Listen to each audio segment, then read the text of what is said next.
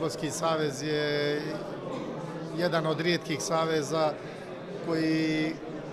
imaju većinu svoga budžeta obezbijeđenu, tako da smo se poslije par godina i mi prijavili na konkurs Ministarstva sporta, tako da ovo nije za fudbalski savez neka velika, financijska pomoć, ali sigurno da je za druge saveze koji nemaju pomoći od svojih krovnih asocijacija, kao što mi imamo pomoći od UEFA i FIFA, tako da je za pohvalu Ministarstvo sporta koji u odnosu na prošlu godinu odredio i Ministarstvo financija, naravno, koji su odredili ovako veliku sumu novca za pomoć ostalim savezima, jer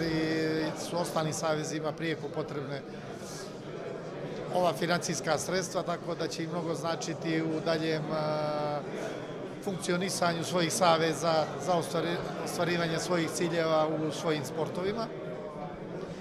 Želim da se zahvalim ministru, jer vidim da nas je spomenuo fudbalski savez i tu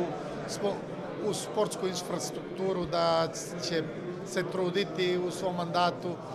da krenemo u realizaciju izgradnje ove istočne tribine, a zašto ne i nacionalnog stadiona. Tako da se nadam da ćemo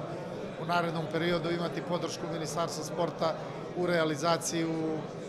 izgradnje istočne tribine, gdje je fudbalski savez isto dao svoj udio u obezbeđivanju idejnog projekta i revidiranog glavnog projekta istočne tribine, i nadam se da ćemo u narednom periodu uspjeti uz pomoć Ministarstva financija, vlade, glavnog grada i fudbalskog saveza da uđemo u izgradnju istočne tribine.